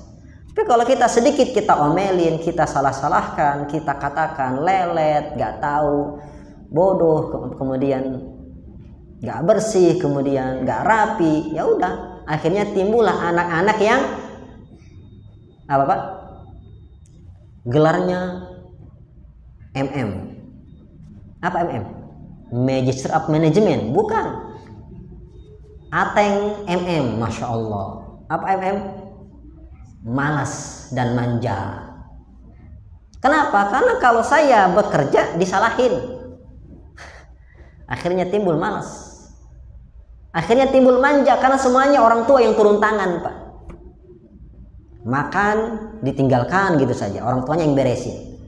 Coba, nak, piring angkat ke dapur sendiri. Nah, hari ini Senin jadwal menyuci piring. Hari ini jadwal menyapu.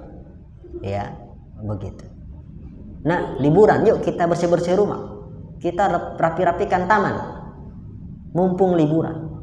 Begitu. Nanti hadiahnya kita jajasor. Apa jajasor? Jalan-jalan sore. Ah, nggak mau, maunya jajama. Apa jajama? Jajan-jajan malam. Ya. Ya. Begitu penghargaannya kepada anak. Jadi sabar ya, mendidik anak itu nggak ada yang instan. Jangan suruh anak berlari padahal kemampuan dia berjalan. Ya, maklumi.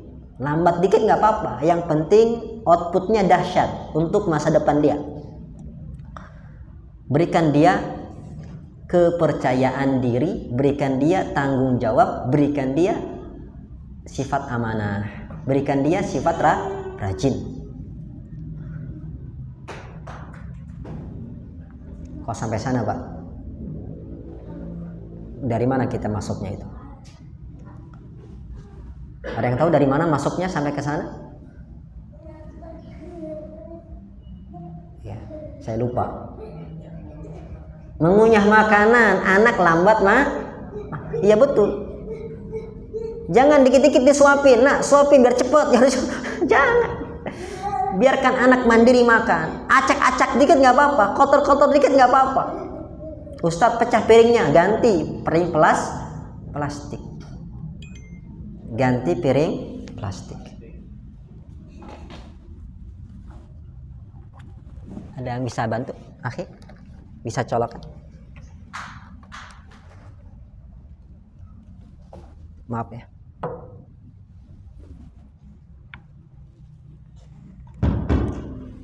Ya nggak apa-apa, seperti ini. Anggap ini anak kecil ya kan. Iya, jangan selalu nak tenang Abi ambilkan, nak tenang saya siapkan, nak tenang saya belikan. Enggak. Nak belikan terasi, di bawahnya 10 terasinya ya kan. Nah, gitu. Kasih tahu terasi 1, ajarkan. Nah tolong colokin gitu. Tak tahu kesetrum. Oh gitu. Ya sesuaikan dengan umur dia ya. Sesuaikan. Delegasikan pekerjaan sesuai dengan umur. Ya Ustadz dia baru bisa naruh piring ke tempat cuci piring. Adapun mencuci piring belum bisa. Ya udah. Suruh dia meletakkan piring makannya. Begitu.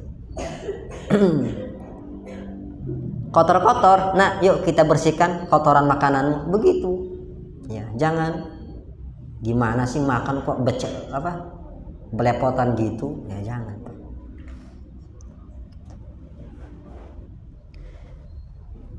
Ya jadi jangan sampai makan ini menjadi masalah dalam kehidupan kita, masalah buat kesehatan kita dan masalah buat anak-anak kita. Baik, mungkin sampai di sini. Alhamdulillah. Insya Allah kita akan lanjutkan di pertemuan yang akan datang. Jika ada pertanyaan, silahkan ditanyakan. Mudah-mudahan bisa menjawab.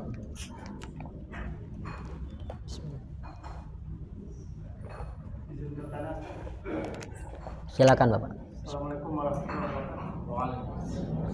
Tadi yang ada tadi Ustaz bicara tadi, yang saya sampaikan tadi masalah sarapan jam 10.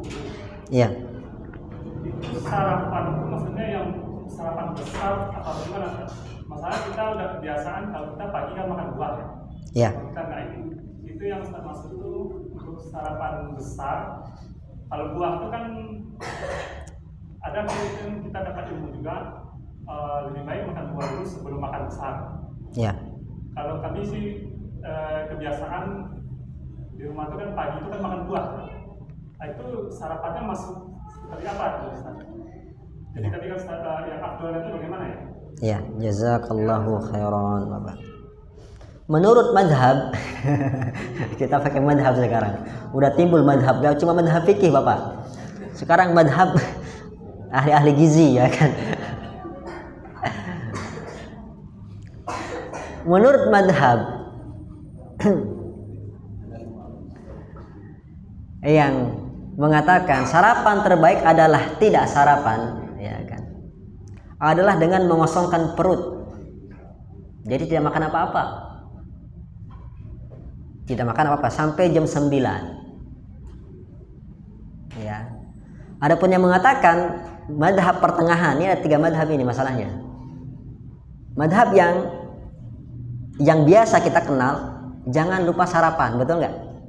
Disiapinlah nasi goreng, nasi uduk, nasi kuning, nasi biru, merah, ya, warna-warna, ya kan, berwarna-warna, gorengannya, ya, kopinya, segala macam.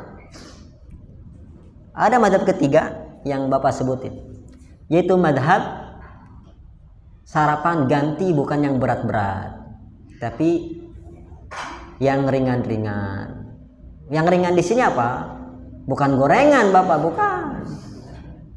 bukan makan satu nasi kepal, bukan, tapi buah-buahan, rebus-rebusan, ya, singkong, ubi, telur, begitu. Jadi ada 3 mazhab kita ini Bapak, begitu. Nah adapun yang saya jalani Bapak, jadi saya itu makan jam 10 ya, karena istirahatnya jam 10 kalau nggak salah. Apa tengah 10 ya waktu itu? Setengah 10 kayaknya. Itu makannya makan berat. Makan berat. Jadi jam setengah 10 itu saya makannya makan berat. Nasi ya. Dulu tuh sarapan saya cuma satu macam aja kayaknya, Pak.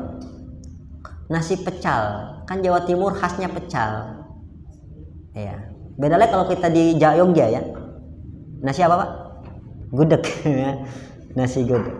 Kalau Jawa Timur nasi pecel. Di kita nasi uduk, nasi kuning ya. Bubur ayam. Ada lagi ketupat ya. Masya Allah, Bapak. Baru dibahas tadi. Taruh di Udah semua kan? udah semua, Pak ya. Ya. Silakan, Bapak. Gorengan. Jadi begitu, ada 3 madhab. Bapak pilih yang mana? Ya karena masing-masing madhab punya alasan masing-masing ya. Kalau tadi maksud Bapak mempertanyakan yang Ustadz jalankan, yang Ustadz alami, yang pernah Ustadz lalui apa? Ya makan beratnya di jam setengah 10 itu, Pak. Adapun mana yang paling benar ya Allahu a'lam. Gitu. Yang paling benar. Karena nggak ada dalam Al-Quran dan Sunnah ini. Masing-masing punya pakar. Silakan, Bapak. Waalaikumsalam warahmatullahi wabarakatuh. Dengan masalah sarapan ini, Ustaz. Saya kan sering dengar saran dari Zaidul Akbar itu, Ustaz Zaidul Akbar, tentang kalau bisa makan malam itu sebelum matahari terbenam atau sebelum maghrib. Biasanya saya makan sore itu jam 5:30, jadi nanti ketika maghrib sampai isya nggak terganggu untuk sholat. Jadi sebelum itu saya udah makan, jadi habis itu nggak makan lagi. Cuman nanti menjelang 3:30 jam 4 itu perut lapar tuh. 3:30 apa itu? 3:30 Pagi. Oh ya. Karena kan dari sore saya udah nggak makan lagi tuh. Ya. Habis itu baru jam 3:30 atau jam 4 saya makan. Habis itu terus tahajud sebentar subuh. Habis itu tapi terkadang karena saya ada asam lambung kan, jadi kadang kalau kita mau makan nanti jam 10 itu perut berontak itu. Iya. Jadi memang menurut saya itu kembali kepada individu masing-masing. Ada orang yang sudah kena penyakit mah, maka antisipasi dengan itu. Dia tetap isi perutnya tapi pakai madhab pertengahan. Ya, pakai rebus-rebusan, pakai buah-buahan. Pokoknya yang ada di rumah lah. Alhamdulillah ya, warung-warung sekarang gak cuma warung buah-buahan, karena kadang buah-buahan tuh mahal. Ada singkong, ada ini apa namanya ubi-ubian, telur gitu. Itu bisa jadi alternatif untuk sarapannya. Ada ibu-ibu yang menyusui, bayangkan, atau yang hamil, itu kadang nggak bisa kita, mah ingat hadis Nabi mah, nggak bisa, betul nggak? Dia kadang makannya lebih banyak daripada kita. Kenapa? Ada si bayi yang butuh susu. Susu dari mana, Pak? Dari makanan yang dimakan oleh ibu. Jadi jangan langsung melotot. Kok banyak amat makan tekor nih, ya kan? Jangan, Pak. Sakit hati nanti dia. Kayak gitu, ya. Jadi sesuai dengan kebutuhan. Ya. Balil insanu ala nafsihi basirah. Dan manusia itu paling tahu tentang dirinya, kata Allah. Ya, tentang dirinya. Kayak Ibnu Mas'ud, beliau pernah mengatakan, aku kalau puasa lemas, ya, beribadah nggak maksimal, makanya aku maksimalkan di Quran. Walaupun aku nggak puasa, nggak banyak puasa, tapi aku rajin baca Qurannya. Sampai beliau pakar dalam tafsir Al-Quran, Ibnu Mas'ud, ya, radhiyallahu ta'ala, yang beliau pernah berkata, tidak ada satu surat yang turun kecuali aku tahu di mana turunnya, kapan turunnya, dan tidak ada satu ayat kecuali aku tahu kepada siapa ayat itu turun, tentang siapa ayat ini turun. Kalau seandainya aku tahu ada orang yang lebih alim tentang Al-Quran daripada aku akan datangi dia, berguru kepada dia, kalau masih bisa ditempuh dengan kendaraan, kata beliau. Itu Ibnu Mas'ud. Jadi setiap orang itu punya apa? Kebutuhan masing-masing, hambatan masing-masing, ya. Paling tahu diri masing-masing, ya. Seperti itu. Jadi bisa diambil yang pertengahan tadi lah, mazhab pertengahan. Seperti yang Bapak tadi sampaikan. Ada lagi Pak yang ditanyakan?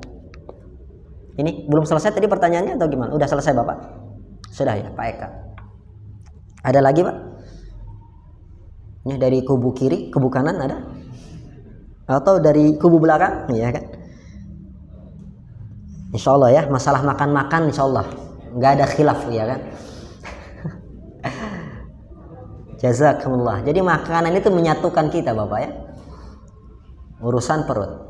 Ya, ada hadis walaupun hadisnya lemah, kadal faqru an yakuna kufra. Ya. Banyak, hampir saja kefakiran itu membuat orang kufur. Ya. Bahaya. Gara-gara satu bungkus mie Pak di pedalaman orang-orang murtad. Walaupun hadisnya lemah, tapi maknanya benar-benar terjadi. Misionaris memurtadkan orang lewat perut. Iya. Ya, di pedalaman-pedalaman itu seperti itu, Bapak. Bahkan sebaliknya, Bapak, ada dai. Dia dakwahnya dakwah sosial. Dia masuk ke pedalaman, desa-desa terpencil, dia bawa bantuan-bantuan sosial. Ya, Masya Allah. Masuk Islam, berbondong-bondong. Makanya ngeri urusan perut ini, Bapak. Ya, makanya alhamdulillah setelah kajian jiwa sudah terisi, perut pun ikut terisi. Ya. Barakallahu fikum. Ya, mudah-mudahan nanti lebih banyak lagi makanannya. Satu lagi Ustaz, maaf. Iya, silakan Bapak. Tapi di luar tema Ustaz. Ya. Menyambung di tempat ini sama ketawayu sama Ustaz. Itu kan setiap Jumat kan ada sholat zuhur lagi Ustaz. Pas kebetulan saya udah bertanya ya sama Pak Kiai sana, tapi itu tetap mereka bilang itu ada sunnahnya. Kalau sepengetahuan saya sih yang sudah kita alami setelah sholat Jumat itu kan tidak ada lagi sholat zuhur ya saya. Tapi di situ kan saya nggak banyak ngomong lagi Ustaz. Katanya ada sunnahnya. Gimana ya caranya saya masuk kalau benar di situ ada kejanggalan, tapi tetap kita kan tujuan kita kan itu masuk ke ranah itu mau bertabayun sama Ustaz. Seperti itu Ustaz. Terus yang keduanya tuh apa? Masalah itu Ustaz apa? Yang nggak saya terima tuh sholat hadiah untuk mayit itu Ustaz. Gimana ya secara pelan-pelan kita masuk ke itu ya, ada sholat hadiah kan untuk kiainya itu Ustaz. Jadi kemarin saya dapat teman di situ Ustaz, kebetulan Ustaz juga sana kan. Benar kata Bapak, Pak, kami di sini pun juga ini. Dia kemarin waktu habis istrinya meninggal, habis 70 juta Ustaz. Sampai sholat di kuburan tuh katanya bayar 8 juta kan. Terus bayar ini. Terus kemarin sholat hadiah di kuburan. Sholat hadiah tuh untuk si mayit, tapi yang ini lakukannya di kuburan gitu. Bukan, cuman yang ngelakuinnya kiai, ustadz ya. Nama disamarkan Pak ya. Yang pertama tentang sholat zuhur setelah Jumatan. Ya kita lihat di beberapa masjid. Kalau Bapak di pelosok-pelosok, ya di desa-desa, kayak di tempat saya itu biasa. Setelah sholat Jumat ada sholat zuhur. Apakah ada dalam syariat Islam? Tidak ada. Tidak ada. Lalu apa motif mereka? Dalil mereka melakukan itu karena alasan kehati-hatian. Dikhawatirkan sholat Jumat tidak memenuhi syarat 40 orang. Makanya yang melakukan ini biasanya yang bermadhab, yang meyakini syarat sholat Jumat adalah jikalau terpenuhi 40 orang yang mukim, warga setempat Pak.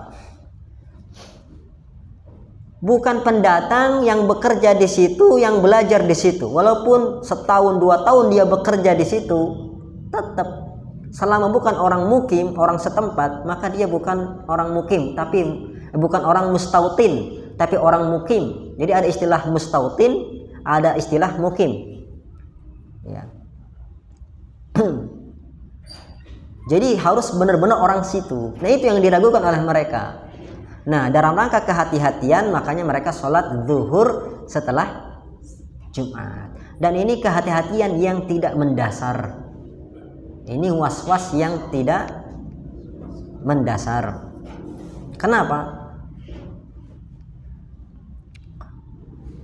Karena syarat 40 itu syarat yang masih diperselisihkan oleh para ulama. Dalilnya pun tidak tegas. Ya. Enggak ada. Nabi mengatakan sholat Jumat tidak terpenuhi jikalau kurang dari 40, enggak ada. Hadis tentang 40 harus 40 itu karena perbuatan sahabat. Ya, yaitu Usaid bin Hudair ketika beliau pertama kali hijrah ke Madinah, pas di hari Jumat beliau menegakkan sholat Jumat, kebetulan jumlahnya 40. Ya, begitu. Jadi nggak ada istilahnya lisan Nabi mengatakan harus 40, nggak ada. Makanya banyak ulama yang mengatakan syarat minimal sholat Jumat itu seperti syarat minimal jamaah. Karena sholat Jumat dilakukan dengan jamaah. Ya, berarti berapa minimal? 2 orang. Ada yang naik 3 orang. Ya. Begitu. Khilaf ulama, bukan syarat yang qat'i. Begitu. Nah, sesuatu yang dibangun di atas yang tidak qat'i, tidak pasti, lemah, maka nggak bisa dijadikan sebagai acuan kehati-hatian. Paham ini Bapak? Contoh yang lain, wanita haid kalau dia mau mandi besar, ada madhab yang mengatakan wajib dilepas ikatan rambut yang dia kepang. Kalau mandi junub tidak perlu. Nah, kok dibedakan ini? Kalau dikepang itu kalau mandinya mandi suci dari haid itu tetap diikatkan, itu dilepas. Kalau mandinya mandi junub itu diikatkan saja, nggak apa-apa, nggak usah dilepas. Begitu. Kenapa dibedakan seperti itu? Karena itu tadi. Ya. Karena kalau junub karena berhubungan intim itu tidak perlu dilepaskan karena menyulitkan. Wanita junub itu kadang berapa kali dalam seminggu? Bapak jujur berapa kali? Variatif Pak ya. Kalau masih muda Ustadz, baru-baru nikah, jangankan berapa kali seminggu, sehari beberapa kali, ya kan? Tapi kalau sudah tua seperti Ustadz, ya paling seminggu 2 kali, 3 kali. Jangan mengarah ke orang lain dulu Pak ya. Ya nanti nggak hadir-hadir lagi pula dia. Karena memberatkan, bayangkan kalau selalu harus dilepas setiap junub, repot nggak?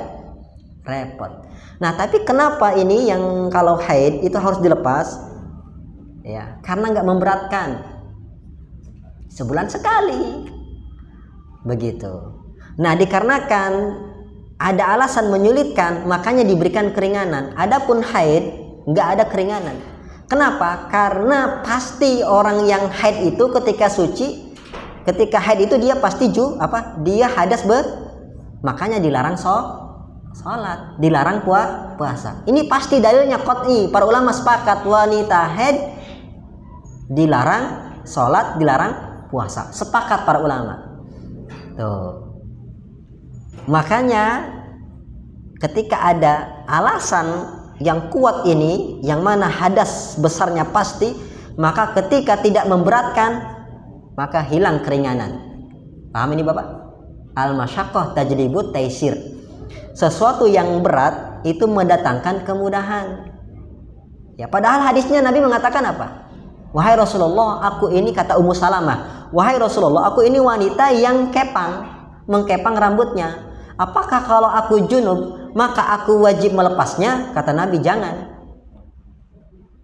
Lihat, hadisnya hadis junub. Jangan. Ya, cukup bagi kamu untuk membasahi rambutmu saja, nggak perlu dilepaskan kepanganmu. Nah, begitu. Karena para ulama melihat apa? Merepotkan, Pak. Setiap junub dilepasin, setiap junub dilepasin. Akhirnya istrinya melawan. Bang, capek mandi terus. Merepotkan. Itu tadi, Pak. Beda dengan haid, yang mana hadasnya pasti, maka nggak ada keringanan. Begitu.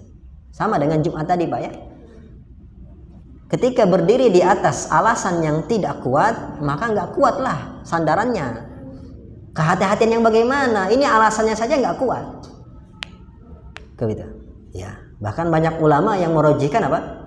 Tidak disyaratkan 40. Kemudian alasan yang kedua, Bapak, tidak ada dalilnya.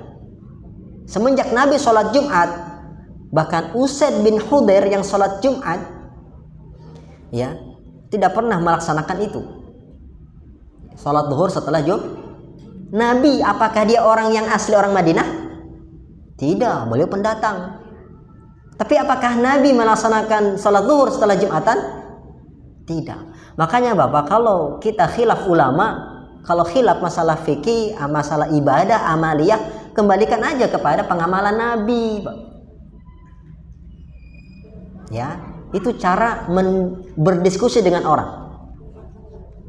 Kembalikan. Makanya untuk mendiamkan orang yang berbuat perkara-perkara baru dalam agama, tanyakan, apakah Nabi melakukan ini? Satu pertanyaan. Cukup sampaikan dua pertanyaan. Apakah Nabi melakukan ini? Kalau jawabannya tidak, ya kenapa kita lakukan? Betul, Pak? Lau kana khairan lasabaquna ilaihi. Begitu Bapak, Allah sampaikan ke dia. Apakah Nabi melakukan sholat zuhur setelah sholat Jumat? Padahal beliau bukan asli orang Madinah. Dia pendatang. Hijrah, muhajirin. Begitu. Ya. Dan alhamdulillah Pak, orang-orang kampung yang melaksanakan sholat Jumatan di masjid itu asli orang situ memang. Bahkan lebih dari 40. Kok masih ada keraguan? Kok lama-lama jadi kebiasaan? Bahaya. Begitu. Banyak Pak yang sholat kayak gitu.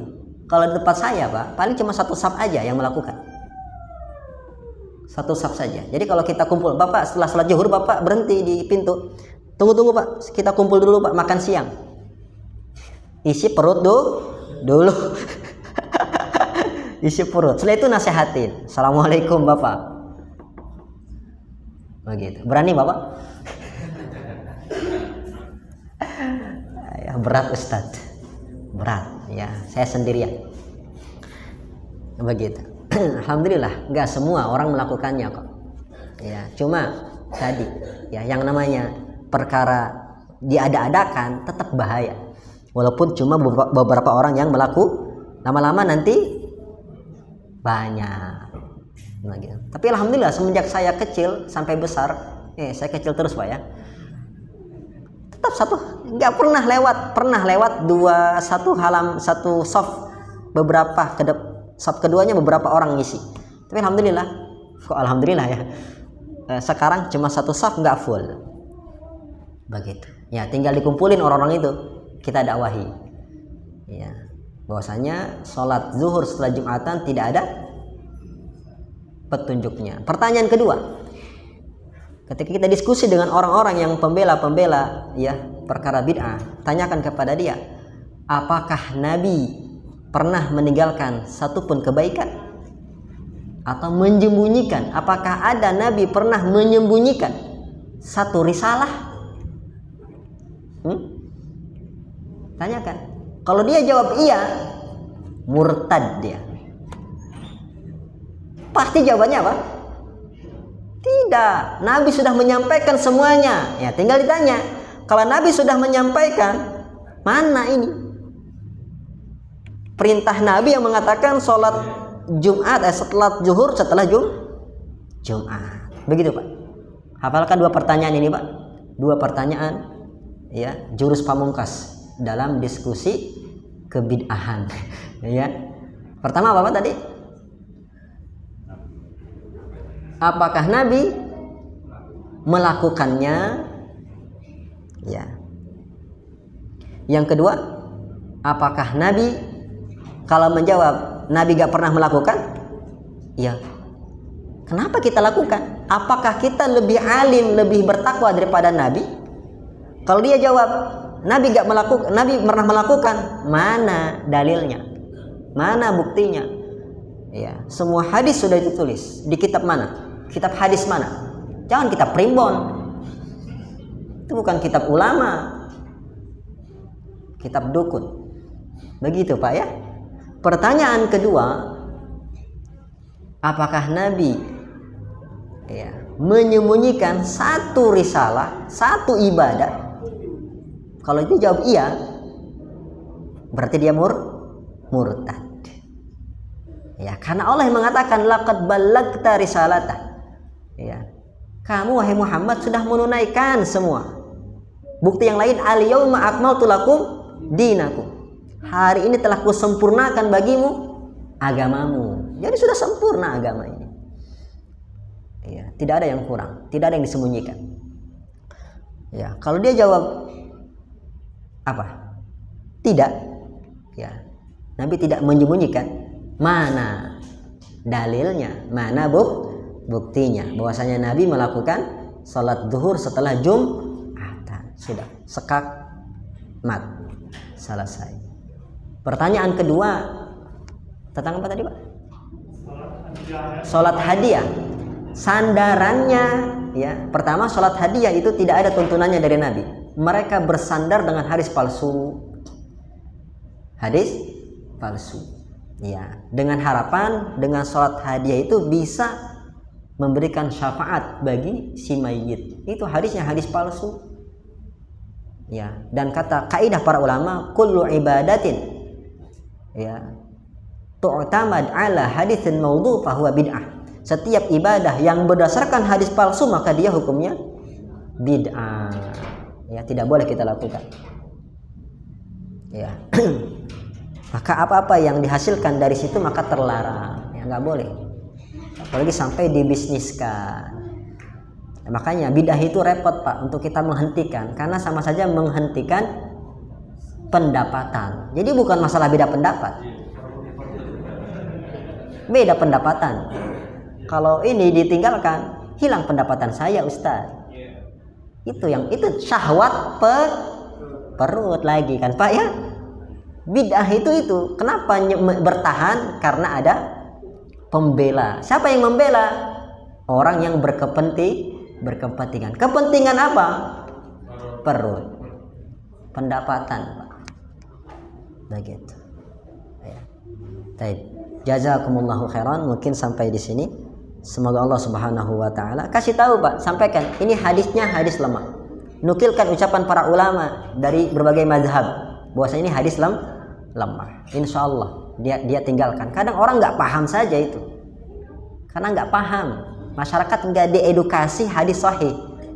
Dia kira ini hadis yang penting qala Rasulullah berarti hadis. Enggak.